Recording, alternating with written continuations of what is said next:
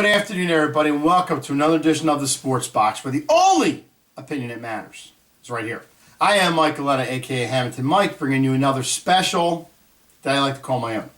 Today, this is going to be dedicated to Cam Newton, to all the people out there who told me I was an idiot and I was this and that for trashing Cam Newton.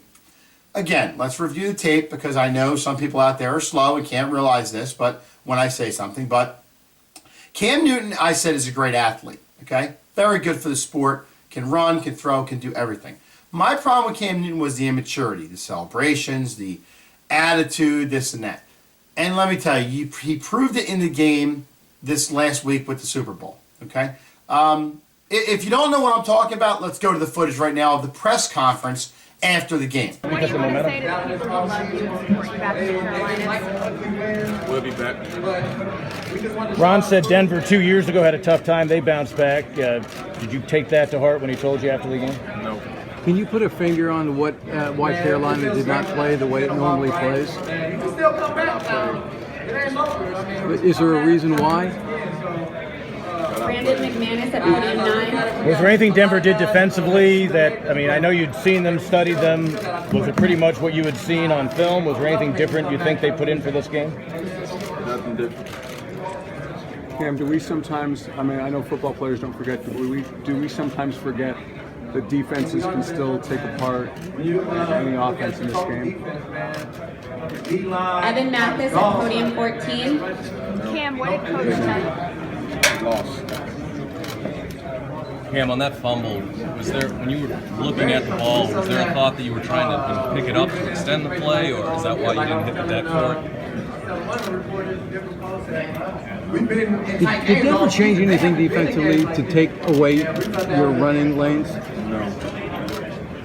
I know you're disappointed, not just for yourself, but your teammates, because you guys talked about how you are a band of brothers coming in, and it's just got to be real tough for everybody in that locker room. Load the box, force y'all to throw the ball. So you throw the football. And that was the game plan.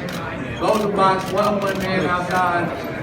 They got a couple of big plays, but I feel like and Roby, you come back and make it work. Okay, and if you're going to battle for Cam Newton out there, and it's going to say, oh, he just lost the Super Bowl, and things like that, okay, you're a quarterback in the NFL. I know you're 26 years old. Grow up. Go to the press conference, handle it like a man, take your questions, and leave. Why do you have to go there sulking with a hood over your head, answering questions, short answers, and then leaving? Because now, Cam, they're going to talk about you more about your press conference than they are about the game. Even though you didn't have a good game, and you did face the number one defense, you know, that's nothing to be ashamed about. You had a bad game. What are you going to do? It happens. But to go there and act like that just made it worse for yourself, okay? The other point I had about Cam Newton is, I'm going to say he checked out in this game. And you're going to see by this footage right here what I'm talking about. Let's go to the footage right now. Cam Newton decides not to dive in there and back away from it. Okay. You are an NFL quarterback, not even an NFL quarterback, an NFL player that gets paid millions of dollars. Why aren't you going for the ball? Why are you stepping away from the ball? He wanted no part of that ball. I hear people all the time on Sports Talk, actually for the last 2 days, talk about it was a business decision. What? Business decision, my ass. You're getting millions of dollars. Get in there and get the ball. You're 265 pounds. Go jump on the ball for crying out loud.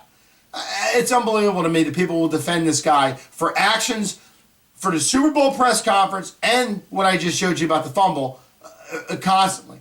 Hey, you love a guy. I grew up loving guys, different athletes because of their sports. You know, for example, Ron Hextall, big fan. I grew up loving Ron Hextall. I thought he was the best player in the world, whatever the case may be. But you grow up growing up athletes. But when stuff like this happens, you got to look at yourself and say, wow, what's going on there?